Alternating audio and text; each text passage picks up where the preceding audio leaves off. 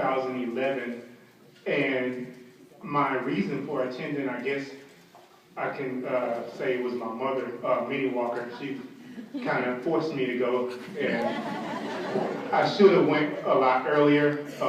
She was a member of NFB years before I decided to, I guess, accept my blindness, and I kind of fought it a little bit until I found out that it was a little bit hard to do my occupation and, you know, be a professional chef. And I had people working for me, and actually I was the executive chef of a hotel in Atlanta, Georgia, W Hotel. And after working as an executive chef in the W Hotel, I wanted to move back home to Mobile, Alabama, and start my own business. And it just wasn't going to be able to happen with my skill level and my vision. So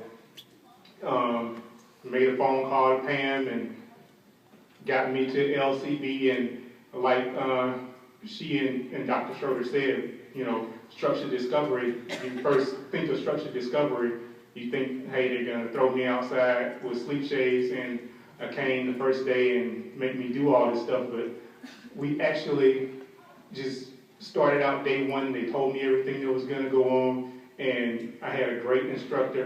Miss Arlene was my instructor, and just great instructor. Very good, Miss Arlene. And when I first started out, it was just small little routes, and I worked my way up to doing the drop routes just like they were talking about, but it all depended on the confidence. And I mean, they both talked about confidence levels and what structured discovery does as far as building that confidence, but it also builds personal confidence in life besides just your blind skills. Like right now, I feel like I can accomplish anything, and I think it's greatly due to my time at LCB, because before then I wasn't able to, you know, speak in front of the crowd like I'm doing now, or, you know, I've done cooking interviews on TV and talked about NFB and, you know, debunking some myths associated with blindness on TV, and, you know, a lot of those things I couldn't have done without just that personal confidence from going to LCB and being told, hey, we believe in you, because I really didn't believe in myself as much as Pam and the staff did, you know, so that really helped me out. But a little bit more about me, here in Mobile, like right now I have my own catering business and personal chef business. It's called Southern Fusion Catering, in which I go to people's homes and I do 3-course meals, romantic dinners, and things like that. And the first thing they ask me is, where's your help? You know, some of the people who do know that I'm blind, they expect like a team of people to be helping me and all this stuff. But what I use is the skills that the non-visual skills that I learned from LCB. And Ms. Marilyn, you know, even coming in, and she knew that I've been to culinary school, I had a degree in culinary arts, but once in that classroom, those skills that I learned from culinary school were great and all, but the non-visual skills combined along with that is what made me, you know, able to do my job now. Because I use those skills now, like when I had better vision and I was fresh out of culinary school and all those things, you know, as a chef, yes, sometimes you do get cut, but now that I have these non-visual skills, I hadn't been cut in years. Like I never cut my fingers or anything like that, because I use the non-visual skills. I know how to hold a knife. I know the safety that's associated with, you know, being blind and using the techniques that were taught.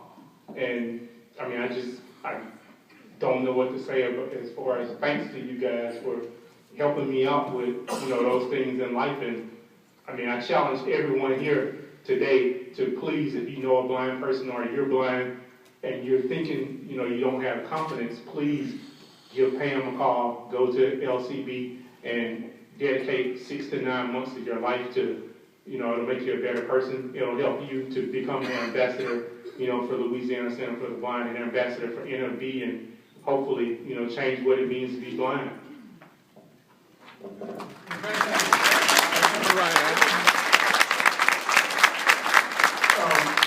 Anyone have any questions for me?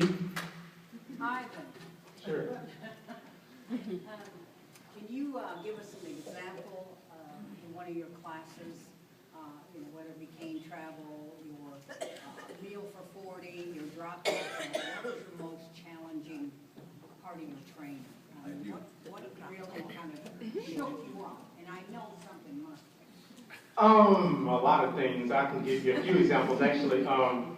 As far as the travel, one day I was doing my travel from the center, and I had been doing travel for a while. Basically, you go for 2 hours, and I was alone, and I think they sent me on a route to go find an address of one of the local businesses. And some type of way, we usually use the sun, and we use cardinal direction, and the sun's going to rise on the east, and that day it was kind of cloudy, so I couldn't use the sun, and it was windy, and the wind was kind of switching directions, so I didn't really know exactly where I was going, and I got lost, and I ended up in the middle of the street, and cars were coming, and I felt this hand on my shoulder, and it was Bethel Young from the center. She was driving down the street. She got out the car, and she got me out of the street, and for a while, for maybe a week or two, I was sort of afraid to do my travel, and I was fearful. And Desmond Jackson was about to graduate, or maybe he was doing his externship, and I got a chance to do some travel with him, and he took me out and kind of helped me out a lot. Something else that I guess one of my challenges was my meal for 40, because I was used to cooking and preparing food for hundreds of people, but never, with sleep shades. So I really wanted to do something really nice, and I wanted to be real good, and it was a challenge doing my meal for 40, but I think I did really good my meal for 40, and I actually got a chance to knock it out. It was a big challenge. Also the wood shop with Jerry Darnell was a challenge, because you really I never saw the shop. You never go in there with your sleep shades off, so I never really knew what the shop looked like, what was in there, and I was so used to working in the shop with the sleep shades off. With the sleep shades on. When I graduated and I went in, I got lost, like trying to use my vision. I got lost in the actual center.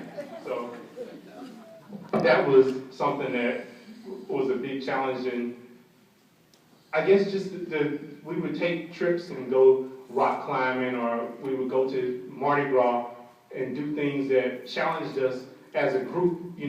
They made sure they threw us out of our element on purpose. Hey, let's go to Bourbon Street right now. It's Fat Tuesday. It's hundreds of people out here that are drunk, and they don't care about you. And, use your skills. And it was safe. We had our, someone from the center was with each group, but it taught you how to, use your cane and not depend on your vision, not depend on what you're hearing, because you really couldn't use your hearing at that point. You were basically just using your cane and using your environment as far as the structural part of the environment, like the curbs and the sidewalks, and basically trying not to run over people. But I guess that answers. Any other questions? What did you cook for your meal for 40? My meal for 40, I think I did some type of seafood. I really don't remember how I cooked a lot of stuff since then, but it was some type of seafood. I remember it was some type of seafood. I know I did a 3-course meal, and I did like a salad with some shrimp or something like that on the salad, and I had to cook the 3 courses for 8 people, and I remember doing the salad, and I think for dessert, I may have did something like creme brulee. So, my dessert stuff was nothing compared to, like, everyone who graduates from that center, you're in there cooking all the time, so I was trying my best to be competitive with the rest of the students. Like, it was no cooking from boxes. Everyone was baking cakes from scratch, and it was very competitive as far as the cooking went. So thanks, Ms. Marilyn, wherever you are. Thank you, guys.